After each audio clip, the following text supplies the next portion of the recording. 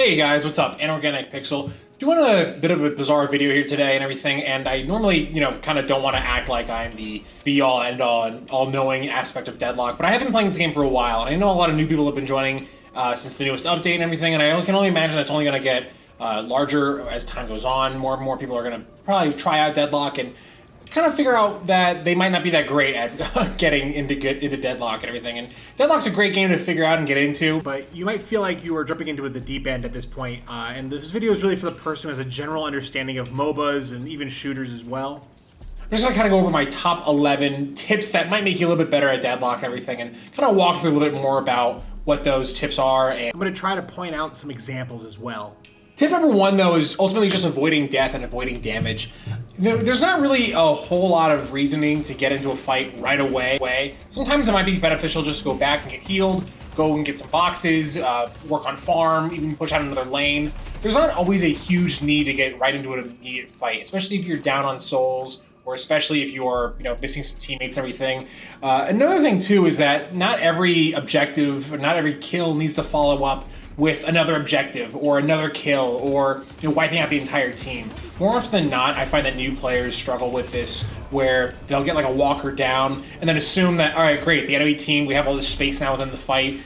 We could probably just push them and go right ahead and get another few kills and whatnot. And then they get all the way up to the Guardians and get wiped out and then lose potentially mid-boss or earn some other larger objective. And this is not necessarily to say that you have to play passively or more passively than you're used to and whatnot. But really what I'm trying to boil down to is that coming together as a team and avoiding, even on your own side, avoiding death and avoiding damage, this will ultimately make it a lot easier for you to get a leg up on your opponent and whatnot, especially avoiding death. Death is one of the more critical aspects of Deadlock that'll hurt your gameplay experience the most, simply because when you're dead, you're not collecting souls, you're not able to push an objective, you're not able to get stronger, and while you're dead, your opponents are only getting stronger and stronger. So just something to consider is that maybe avoiding damage, playing behind cover and whatnot, utilizing certain escape routes and coordinating with your teammates and avoiding death. Whether that's boiling down to playing less aggressive or utilizing those cover options that might be available, and even getting rid of minions or farm might be more of a priority in certain cases. And this is just something to consider as you are, getting into Deadlock and figuring out the overall pacing of the game. Number two, straight up, this is just as simple as it gets, getting on a microphone. We all went through COVID. We all have the capacity to get on a microphone and everything. And I get not everyone wants to, but if you want to get better at this game, communicating with your teammate, what you're doing, what actions you're planning on taking, what objectives might be the best and more beneficial to utilize and everything. Hell, if you don't really want to get on a microphone, just pinging the locations or calling things out with your wheel and whatnot will do greatly to help your teammate a bit. A big part of this game is just understanding what you're trying to accomplish and also what your teammates are trying to accomplish, and then working around that specifically. So more often than not, there might be cases where you want to capture a certain objective and you feel strongly about maybe getting mid-boss, but your team is maybe more working towards earn or in a better position to take earn or maybe a walker and whatnot. So having the ability to communicate with them and talk to them, get on a microphone or even just communicate via the chat wheel or text chat is always beneficial to utilize. I get it that talking is, especially with some of the people that you might play with, it can be a bit of a disheartening and kind of a tall order to take. But, if you are looking to get a little bit better, a big part of that is communication specifically. Number three, just talking a little bit about the tech that comes with clearing waves or clearing camps and sharing that with your teammates. And this isn't really necessarily to talk about, when you should be getting waves or when you should be getting camp, but really more or less like little things, little details that you could utilize that might make getting that camp a little bit easier. And what I mean by that is maybe taking less damage on certain camps, also using your abilities to get camps without even having to really engage in a fight with those minions. This is really just kind of, I've actually talked about this in another video in the past, but just something to consider, especially when fighting up against minions or camps. There is a little bit of a technical aspect that comes with the game like Deadlock, where you are able to maximize your magazine or your abilities to clear camp and farm as quickly as possible and also as effectively as possible. And getting a little bit more comfortable with that, getting a little bit more comfortable with some of the tech that comes with that can also be beneficial when it comes to getting into actual fights or taking down minion waves and whatnot. Just knowing some of that might be helpful overall. Number four is about riding the wave together. Are you winning a fight right now? great. In that case, you got to kill. Might be the best to take a step backwards and get some boxes or push. It really all just depends on where your teammate is at as well as yourself. Sometimes you might finish a fight and you might be like close to full health and whatnot. You just got a bunch of successful parries and you killed the opponents in lane, but your teammate is not in the best spot as of right now. So it's not always beneficial to push your teammate into a position where they might make themselves easily killable and whatnot. Sometimes it might be beneficial just to take a step back, get some of the boxes that are on your side, or hell, even steal some of the boxes that exist on the enemy side, and work on the pushing of the Guardian at a later point during the laning phase. This really just pertains to a lot of where you're at within Deadlock specifically as well. A big part of this game is understanding when to push, but also when to push with your teammates and when to work around with your teammates, and giving you the best positioning for what objective might be needed with your teammates and whatnot. More often than not, a big part of getting a win within Deadlock is working together on one objective as a team, or working together on one plan as a team.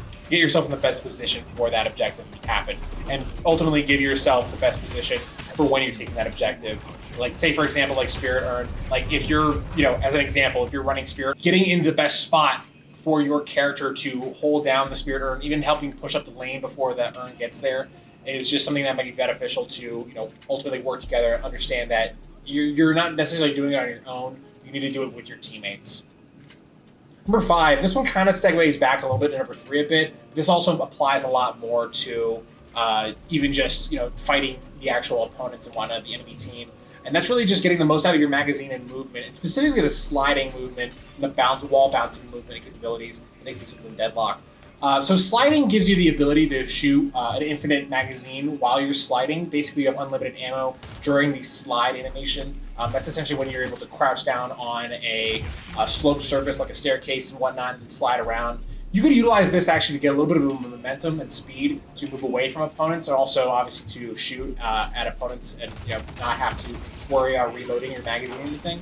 But additionally, if you're looking to get away from like the enemy team, or you can get closer and you're running low on stamina, or you don't want to utilize all of your stamina and deplete it immediately, wall bouncing is really great tech to utilize just to incorporate and get more comfortable when it comes to movement and whatnot. If let's say for example you are in a position where you're pushing lane and whatnot and you want to go back to shop, try incorporating a wall bounce to that journey to shop specifically. That way you're going to get a little bit more comfortable with number 1, not wasting the stamina that you have already, and number 2, you're going to get more comfortable in terms of the movement when it comes to wall bouncing and whatnot. I try to incorporate wall bounces and anything I can as far as that would increase or get me to some location faster, utilizing the least amount of resources possible, and also making myself a bit of a harder target to hit for my opponents. Number 6, and this one's really just going to be a big placeholder for image and everything. This one just really is more about understanding the first 10 minutes of the match. Specifically the first 10 minutes, because a lot really happens within the first 10 minutes of the actual game. And that's honestly one of the more crucial components of where the rest of your match might lead out into. So within the first 2 minutes, small camps appear and boxes will appear on the map as well. At the 5-minute mark, that's going to be the minor camps, and also bridge buffs will appear. At the 8-minute mark, the punch boxes, or the Sinner Sacrifice boxes, or the Skinner, whatever you want to call them, the slot machines will pop up. And then at 10 minutes, bridge buffs will pop up again, and then also segue into mid boss popping up.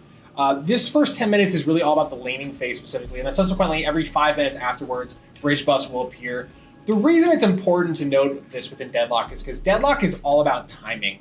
A lot of the what will make it a lot easier for you to take on fights with the enemy team, or a lot of what will make it more beneficial in terms of your position on the map and everything, is about the time and also the location of where you're at. If you can kind of coordinate around the actual map itself and understand the timing mechanics of some of the things that are guaranteed to pop up, like those bridge buffs or like those minor camps and whatnot, that'll make you a little bit more, occupied and understanding of where you should be within the map and potentially what objective you should be running at that time. Like at the 5-minute mark, I try to be really close to a air vent, or at least working on boxes, so that way I have a bit of a leg up or a bit of a head start when it comes to getting that bridge buff. Especially early on, or even at later points in the game, those bridge buffs can be super beneficial to taking on the lane or even helping out within fights. Number 7, this is something to do with your build that you're running, and I would actually ask you to look at the build that you're operating right now and ask yourself this: what's supporting your teammate within this build? There are a lot of items that exist that you could classify as a quote unquote support only type item, and obviously there are things like the Vortex Whip are really beneficial on Ivy. Healing Beam's great on a lot of healing characters.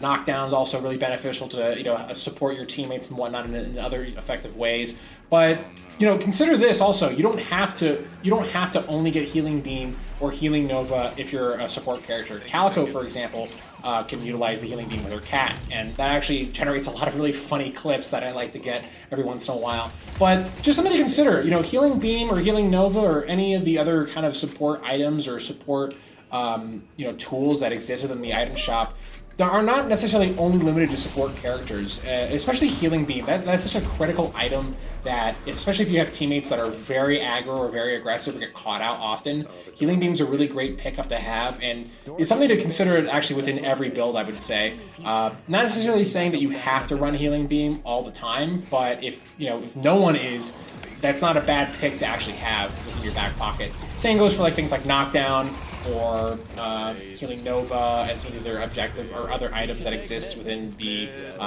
kit of Deadlock. I mean, honestly, Lightning Strike is another really big item that's really helpful for your teammates specifically. So at least when you're looking at your build, ask yourself what aspects of your build are supporting your team. Not necessarily what aspects of your build are getting kills and whatnot. That obviously helps your team out as well. But even helping get your teammate out of a situation that's really dangerous, or stopping an ultimate that could easily kill your teammates, those are also really great aspects to consider to help support and add to your build as well. Number 8, and I might get a lot of flack with this one. I personally love this feature within Deadlock, but I do feel that sometimes it's not always used the most effectively. That's pausing. Obviously, if you're down a teammate or if someone's having to restart the computer for God knows what reason, because they're operating on some pre-built computer from Best Buy that crashes every 5 minutes, obviously your pauses should be used there. But I would even consider and also push you to ask yourself, when you could use a pause at a certain point within the game that might be beneficial to coordinate with the teammates and whatnot. So, for example, let's say you get a whole big team wipe on your opponents, everything. You're down macro-wise. You've basically only got 1 walker left compared to their 3. This is really looking like a good situation for mid-boss. But obviously, this happens all the time. This kind of thing happens very frequently where everyone's thinking, "Oh my God, I have to run down green lane because the walker's 1 HP, and I have to go buy something. I have to." And then what ends up happening more often than not is no one on your teammate is coordinated on one central objective. So by the time everyone wants to work on making mid boss happen, or by the time everyone wants to actually push blue walker on your opponent's side, the enemy team's already back up again because your teammates didn't really coordinate. That's really when a great time would be to actually use a pause and just kind of talk to your teammates a bit, or at least get a better sense of what's going on within the battlefield or what should be the next objectives to be taken. I've had a lot of games actually where using a pause turned the tide of the fight dramatically, because we basically got a second to kind of coordinate on what the plan was and what we should be doing next, and then we went ahead and delivered on that. And that ultimately, and that could be very helpful. A pause is in a sense, is kind of like a timeout, and utilizing a timeout in any setting, with any competitive setting, can be very beneficial and crucial to, taking a win. Number 9, this is just around the buy menu itself specifically. Did you know that you could actually right-click on items that you want to purchase at the item shop the next time you go? So by doing this, you basically are locking in the items, the order of the items that you want to pick up when you have the money for them. When you get to the shop, you don't have to open up the buy menu and click on every single item individually. You basically will do it automatically with that right-click option. So something to consider with this right-click option, you are able to actually adjust the pacing or the next order with the top left table here on the screen and everything. One other thing I want to also add as well is that, let's say, for example, because, if this is Deadlock and all, you might get stuck within some wall geometry and everything. The refresher button here within the main menu will get you unstuck. So just something to consider. I wanted to kind of include this in this list and everything because, working within the menu of Deadlock at times can make you a little bit more, can actually make you a little bit more keen on focusing on the fight specifically rather than focusing on, a buy menu, for example, or the main menu screen itself. Number 10 is stealing. This really revolves around getting at the enemy's camps and farms, but also their boxes. There's also a lot of other little silly things you can steal within Deadlock. And one thing I want to add too is that by stealing, you are really putting yourself in a kind of a tricky situation where you're in the back lines of the enemy base and everything. You're kind of in the wrong spot of town, if you will. So when you're stealing, don't get too aggressive or don't get too greedy when it comes to stealing things. Like, for example, the punch boxes, or I keep calling them punch boxes. I meant the center's boxes and everything. You know, you don't have to necessarily get the whole thing. You could actually kind of do it where you were getting the center box down to maybe like the last few bulbs and then dipping out of there because you hear someone else coming. Stealing is really all about messing up the enemy's side of the map, making it harder for them to get maybe boxes or farm, or getting the full max value of their farm and everything. You know, and utilizing the ability to actually mess up the enemy team's farm can actually keep them at a state where they're now poorer over a long stretch of time because you've gone in there and taken a lot of their resources away from them. So something to consider when it comes to stealing. It's just really all about not getting too greedy. It's a big part of this game in general as well, but specifically with stealing as well, you're really you're putting yourself into kind of the lion's den, if you will. All right, my last tip, and this is really the most important one out of all of them, is understanding the parry specifically.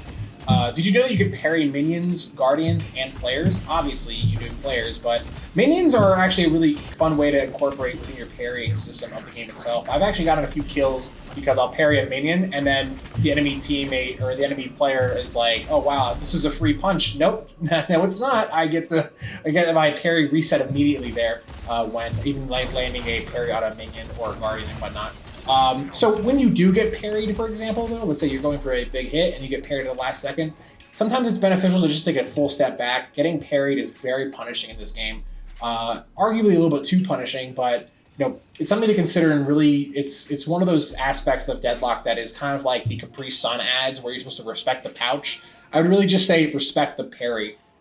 If you are getting parried a lot, that tells me that you're just throwing way too obvious of a punch, and you're also just in fights that you really shouldn't be in because you're just too easy to read. If you're, not getting any parries at all, you're probably getting a little too fishy with that F key, and you're getting a little too worried and too scared during the fights and everything. So at the end of the day, parries and punches are one of those aspects of Deadlock that really make the combat so fluid. But at the same time, it can really be a big Venus flytrap for new players, especially ones who want to play like a really punch-heavy character like an Abrams or like Viscous and everything. But it's one of those aspects that it's one of those things that you'll have to learn over time and get better at over time. But if you just at least respect when a parry is up on the screen and know maybe how to operate around that parry, or even fake punches to get a parry out of your enemy player, those are all a lot of core mechanics to getting a lot better at the laning phase of Deadlock, even the later parts of Deadlock itself.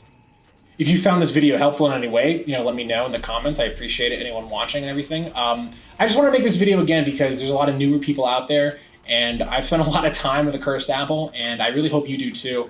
And a big part of this game, especially in the stage that it's at right now, is learning it and figuring it out.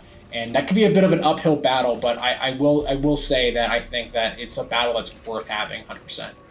Thanks so much for your time today, everyone. If you like this kind of stuff, leave a like and a comment, and subscribe. Have a great rest of your day. Bye.